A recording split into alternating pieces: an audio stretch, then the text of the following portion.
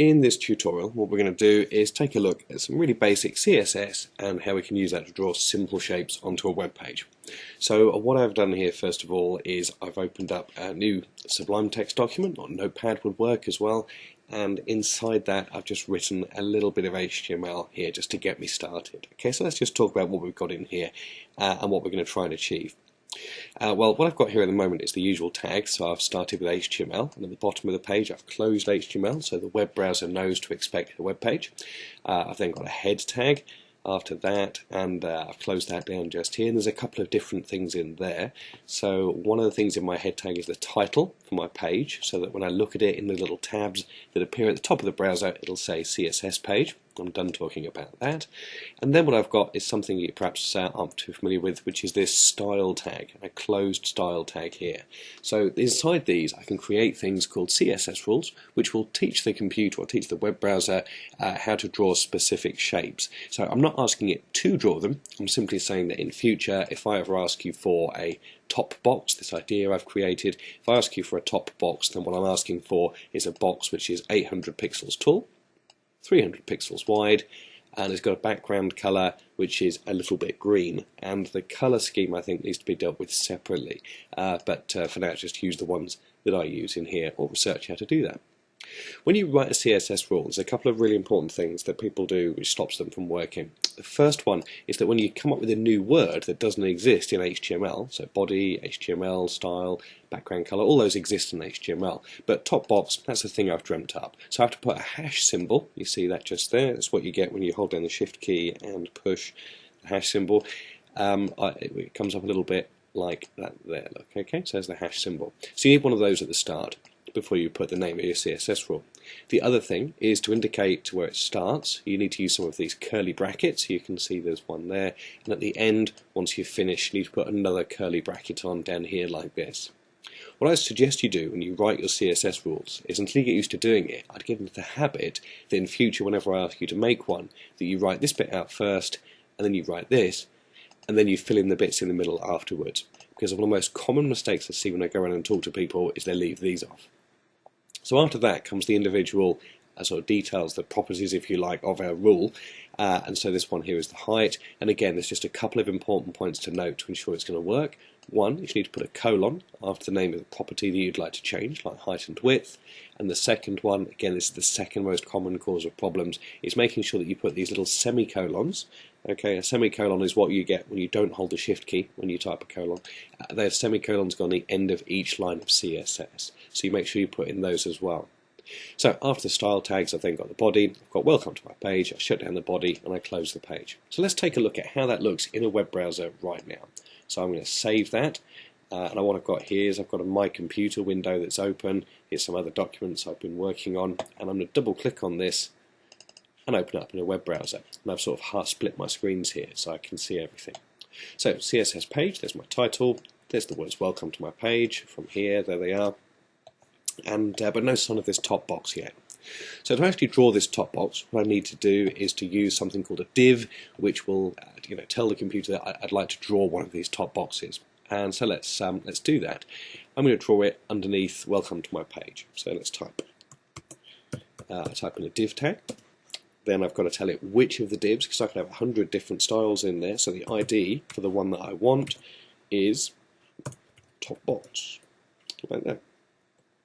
All right, I hit enter, and then I could put some words inside my div if I wanted. Okay, and eventually I'll be finished with my my div, so I can shut that back down again afterwards. So I've now got welcome to my page and a div, and then we're done. So let's take a look at that. So I'm saving, keyboard shortcut, Control S, and I'm coming into my web browser and refreshing the page, keyboard shortcut, F5, boink, and there is my page. So it's 800 high, 300 wide, and that probably looks about right. On reflection, I probably wish I'd actually gone 300, maybe 200 actually, and 800. I think that would look a little bit nicer. Let's give that a go. There you go, it's a bit more like it. So I've got something a little bit like that. That's really, really nice, isn't it? So that's basic CSS. And if I wanted, I could put some more content under here. Maybe let's have a look. And I can have another one of those a bit later on if I wanted. These other words. There we are. And once you're inside a div, you can put as much content in there as you want, as long as you remember to shut down the div once you're finished.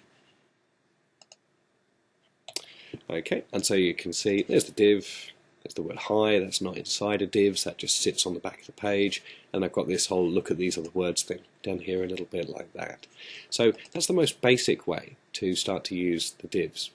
What I could also do within this as well is I could, let's just remove this excess for a second. What I could do as well is I could try and bring this text in a little bit. When I look at this at the moment, I can see, let me just refresh.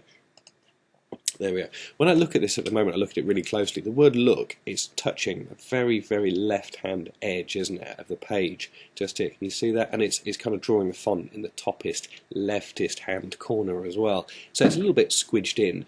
And we can use something called padding to bring that down and in a little bit. So let's look at the effect that has. If I put some padding on the left-hand side of my div of maybe 25 pixels, okay, let's just try making that one change, and I'm going to save that. I'm going to come over here and refresh, and let's look at the effect that made. What the padding did is that put 25 pixels of space before it started writing any text. I should probably do the same thing at the top as well.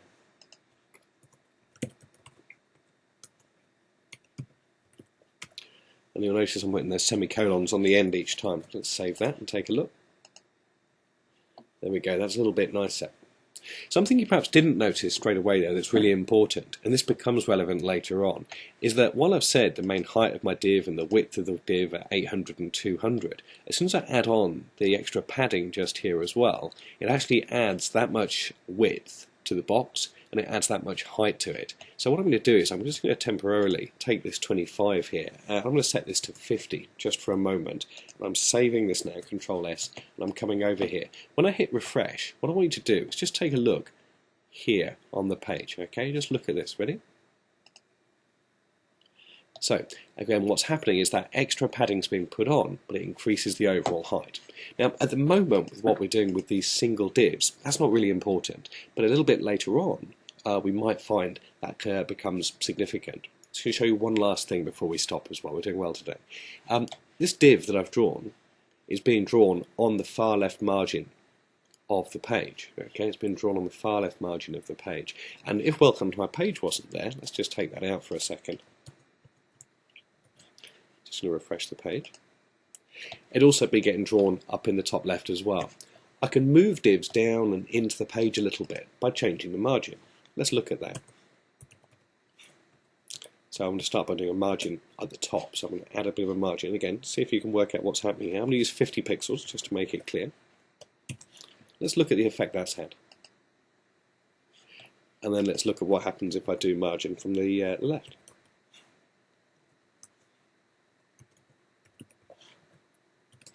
Here we go. Can you predict what's going to happen? Like that. So by doing that, I can add this nice white space in my page as well. And again, I can just start to refine and take more control of what I'm doing when I draw my web pages. So that's the most basic way to use divs. What you might want to do now is to go away and have a little play with that and see if you can make some divs of different shapes. And in a future tutorial, what we'll do is we'll take a look at ways that we can start to stick them together to form things like different columns and more advanced layouts.